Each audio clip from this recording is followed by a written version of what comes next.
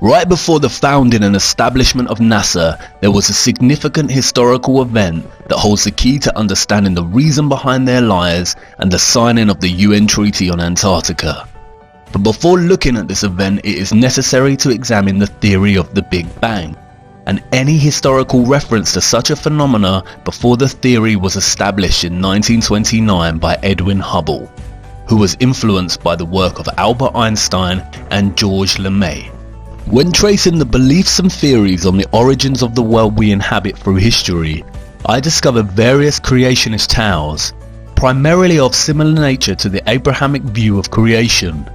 I also encountered various works of philosophers and scientists such as Aristotle, Immanuel Kant, Johannes Kepler and Isaac Newton that proposed the theory of the infinite nature of the universe. There is one text, however, that predates all of these ideas. The Kabbalah, a tradition of Jewish mysticism that can be dated back to 13th century BC, 1,000 years before Aristotle lived. In traditional understanding, it is said to originate from the time of Eden. The Kabbalah's account of the origin of the earth and universe is a complex one, but the summary of its vision can be understood through its concept of Ein Sof, which translates to unending or infinity. The Kabbalah lays out its origin story as such. In the beginning, the Ein Sof withdrew into itself, creating an empty space or vacuum, within which the forces of Din began to take on an independent life. The contraction of the Ein Sof thus resulted in a purging of the harsh dross, which contained all elements of potential evil from the being of God. The empty space thus contained the forces of Din and a remnant, the Reshimu, or impression of the divine light. At this point, the Ein Sof emanated a ray, which is represented in the first letter of the Tetragrammaton. This ray worked to organize the opposing forces that now filled this space. The opposing forces were together in a vessel no bigger than a tiny spark. This ray caused the shattering of the vessel and formed the planets and brought into manifestation the primordial man. Moses Nachmanides, a 13th century Kabbalist rabbi, summarizes this origin story, stating, "There was only one physical creation, and that creation of a tiny speck.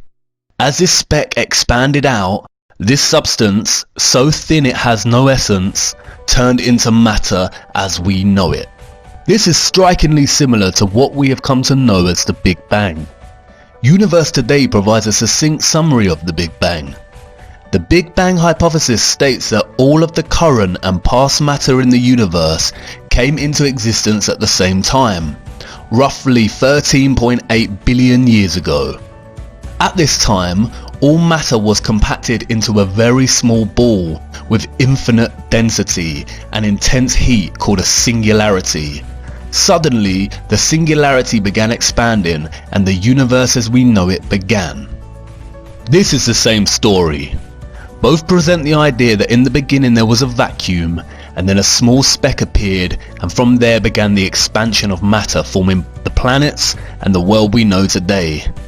The only difference is the Kabbalah is written in a mythological discourse and the Big Bang is constructed in scientific discourse. But stylistic language choices aside, it appears that the Kabbalah had worked out the origins of the universe a long time before Einstein, Hubble and others. This leaves us with two conclusions from this discovery. 1. Contemporary Big Bang theory has proven the Kabbalah and its teachings. All people who believe in this theory should seek out the Kabbalist rabbi to learn more about what they believe. Or 2. Contemporary Big Bang theory was stolen from the Kabbalah, in which case neither is correct and it is all a big lie. I will return to this origin story shortly, but before I do, it is essential that we look at some of the esoteric teachings of the Kabbalah. Kabbalah in Hebrew means to receive or to orally receive.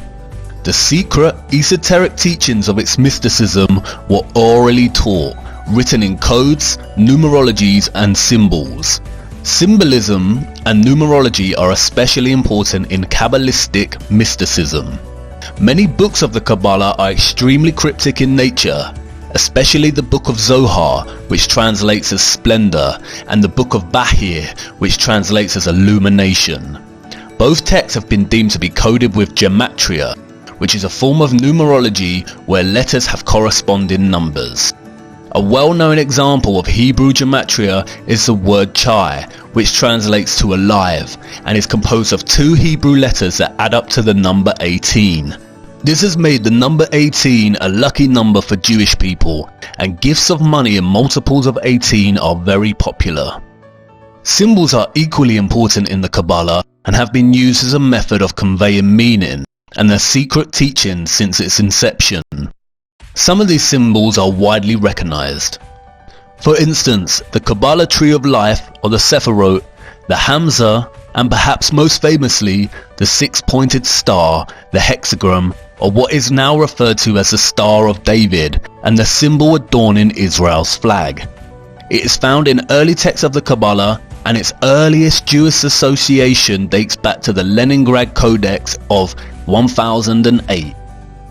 It is this 6-pointed star that I would like to focus on now, for you see, it was not always a symbol of Israel, nor is it exclusive to Judaism. To understand the hidden history of this symbol, we must first journey to the year 1760 as Mayor Amschel Bauer returns to Frankfurt to take over his deceased father's business in money lending. Before his death, and in his son's absence, Mayer's father had mounted a coat of arms on the front of the entrance to the counting house to honour its name. The sign features a hexagram against a red shield. It was because of this sign that Bauer changed his surname. Rot is German for red and Schild is German for sign, so he took the name and became known as Mayer Amschel Rothschild. As Mayer's business began to thrive due to his discovery of loaning money to governments rather than individuals, he enlisted Adam Weishaupt to create the Order of the Illuminati, which was completed and established on May 1st of 1776. Soon after, Weishaupt merged the secret doctrines of the Illuminati with the Continental Order of Freemasons, which was founded in 1717 and largely peaceful until this merge. He then went on to establish the famous Freemason lodges of the Grand Orient to be the Illuminati headquarters. In establishing this order, Weishaupt recruited 2,000 followers, including the most intellectual men in the arts, education, science, finance and industry. They were given the following instructions in order to gain control. Number 1. Use money and sex bribes to obtain control of men in high positions. Number 2. Colleges and universities were to cultivate students possessing exceptional abilities and train them specifically in internationalism. Number 3.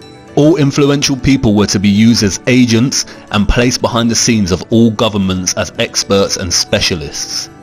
Number 4. To obtain absolute control of the press. The drive for control and power soon began.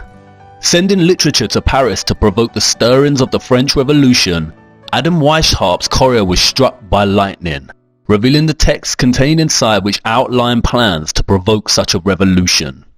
The Bavarian authorities seized the text and the government published the details of their doctrines in a text titled The Original Writings of the Order and Sect of the Illuminati.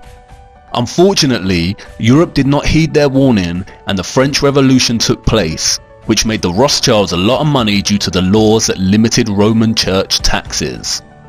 In 1798, John Robinson, one of the leading intellectuals of his time and professor at Edinburgh University, published a book, Proofs of a Conspiracy Against Religions and Governments of Europe, carried on in the secret meetings of Freemasons, Illuminati and secret societies. Again, no one heeded Robinson's warning. In 1812, Mayer Rothschild died and laid out specific laws for the House of Rothschild, which are 1. Only males will enter the business, 2. Intermarry to preserve fortune, and 3. The eldest son of the eldest son is to become the head of the family.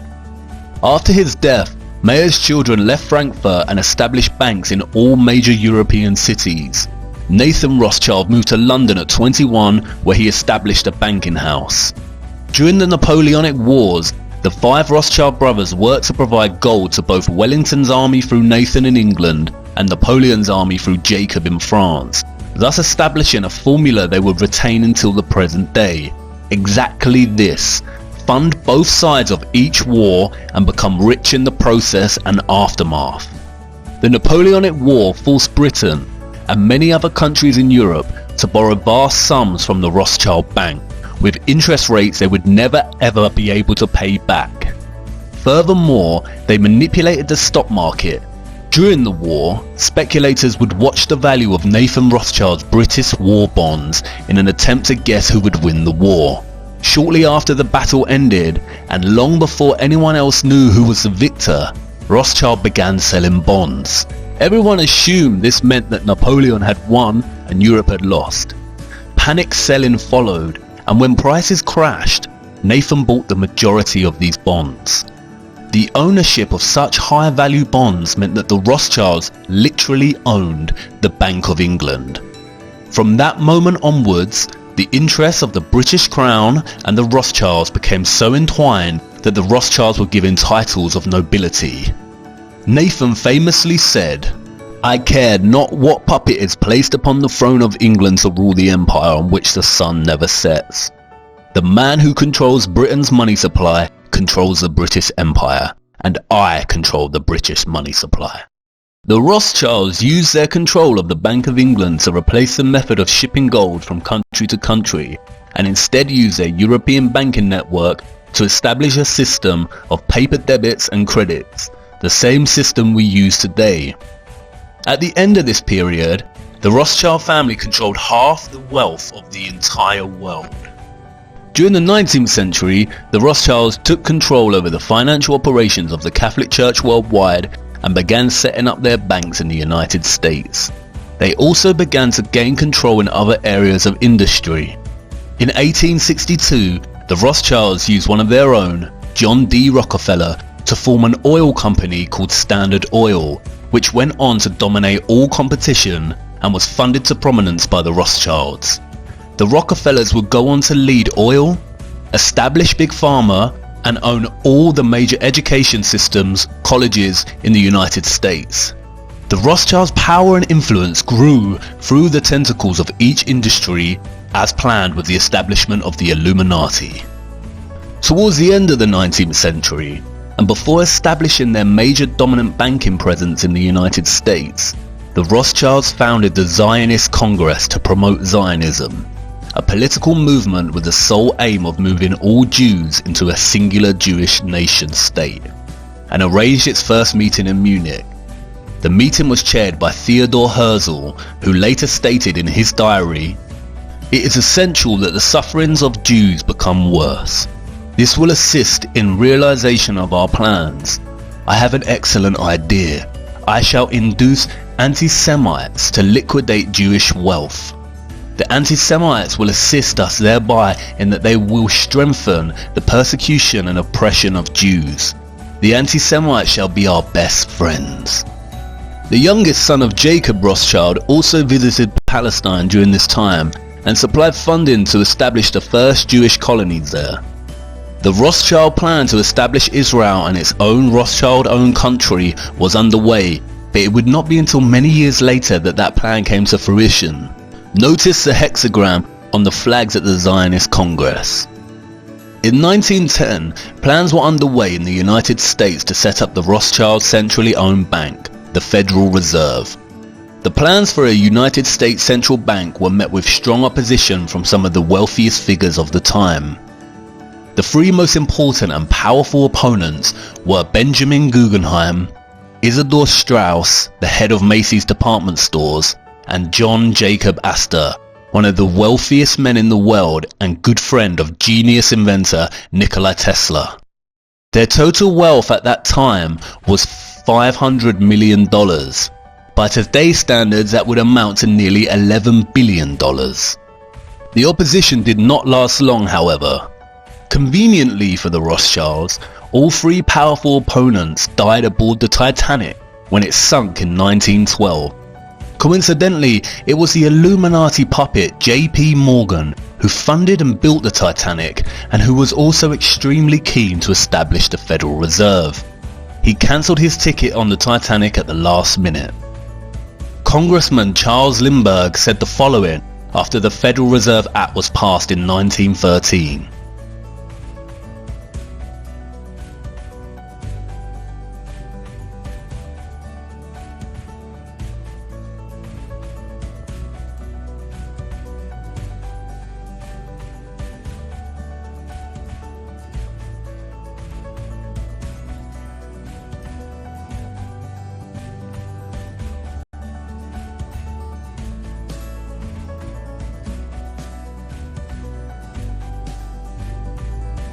The last part of this statement is especially important.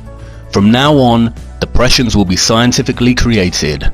Like two con men working a mark, the Fed made credit easy while establishment newspapers hyped what riches could be made in the stock market. Federal Reserve meant that the dollar could now be printed outside of the government's control. It would be used to drive economic war and depressions and was the perfect machine for eternal debt. Abraham Lincoln fought against the establishment of this method and began printing his own debt-free money, what was termed greenbacks, during the American Civil War. Similarly, JFK signed an executive order which returned the US government the power to issue currency, bypassing the Rothschilds' own Federal Reserve. What do both of these presidents have in common? They wanted to print dollars for the American people against the wishes of the Rothschild system, and both were assassinated. During World War I, we see the same Rothschild war formula play out. The German Rothschild loaned money to the German government, the British Rothschild loaned money to the British government, and the French Rothschild loaned money to the French government. During the war, and while Britain is considering Germany's offer of armistice, Louis Brandeis, the elected leader of the Executive Committee for Zionist Affairs, sends a Zionist delegate from America to Britain, with the promise to bring America on the side of the British, provided the British agree to give the land of Palestine to the Rothschilds. The Rothschilds had interest in the Far East, and having their own governed state meant that they could own their own military, which they could use on any aggressor who stood in the way of those interests. In light of this, the British Foreign Secretary, Arthur James Balfour, drafted a letter which became known as the Balfour Declaration, to none other than dear Lord Rothschild. It states that the British government would do all it can to help establish Palestine a national home for the Jewish people. In 1919, the Paris Peace Conference was held to discuss reparations that the Germans needed to pay to the victors of the war. The host of the conference was Baron Edmund de Rothschild. A delegation of 117 Zionists headed up by Bernard Baruch brought up the subject of Palestine. The Germans felt betrayed as the nation had always had good relations towards Jews. The conference was also used by the Rothschilds to float the idea of setting up a world government called the League of Nations. Bernard Baruch then went on to found the Council on Foreign Relations in the US. The first objective of the Council on Foreign Relations was to gain control of the press. This task was given to none other than John D. Rockefeller, who set up many national magazines such as Life and Time magazine. With the Rothschilds' power presence now firmly established in the US, they soon began preparations for World War II. At the same time, Adolf Hitler, the Chancellor of Germany, was driving Jews out of governmental positions. A Rothschild puppet, Samuel Untermyer, the head of American delegation and blackmailer of President Roosevelt, called for all Americans to destroy German-made products, and thus began a large propaganda campaign. Once the effects of this boycott began to be felt in Germany, the Germans, who had demonstrated no violence towards the Jews up to this point, simply began boycotting Jewish stores in the same way the Jews had done to stores selling German products in America. This is the same year that President Roosevelt ordered the Illuminati eye to be placed upon all new dollar bills, along with the Latin phrase Novus Ordo Seclorum, which means a new order of the ages. 1 year later, Swiss banking secrecy laws were reformed, and it became an imprisonable offence for any bank employee to violate bank secrecy. This is all in preparation to cover the trace of the Rothschilds as they fund both sides of the war. You see, the Rothschild-controlled US company IG Farben would go on to arm Germany in the war and produce Zyklon B, the lethal gas used in the concentration camps. The Rothschilds also financed American IBM, which provided the supply machines to the Nazis to produce the punch cards to help organize and manage initial identification and expulsion of Jews, the confiscation of their property, and their eventual extermination. Interestingly, during this time, Prescott Bush, the father of President George Herbert Walker Bush, had his company seized under the Trade-in with the Enemy Act. He was funding Hitler from America while American soldiers were fighting against the Germans. The Rothschilds' connection to Hitler may be more understated than initially realized. As Hans-Jürgen Kohler's Inside the Gestapo states, Adolf Hitler's grandmother Maria was a servant at the Rothschild mansion. You see, the war was very choreographed and had nothing but the Rothschilds' interests in mind. As Zionist Isaac Greenbaum in a speech to the Zionist Executive Council put so succinctly, "One cow in Palestine is worth more than all the Jews in Poland." This piece of propaganda was to scare Jewish survivors into believing their only place of safety was Israel. At the end of the war, in 1945, the Rothschilds not only profited significantly financially, but their vision of a League of Nations came to fruition with the establishment of the United Nations. British had stated that there would be no more immigration of Jews to Palestine in order to protect the Palestinians, but after the Second World War, the British transferred control of Palestine to the United Nations. The United Nations divided Palestine into two states, one Zionist and one Arab, with Jerusalem to remain as an international zone to be shared by all religious faiths.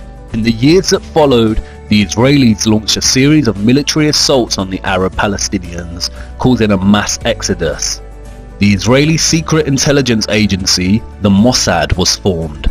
Its motto is, "By way of deception, thou shalt do war."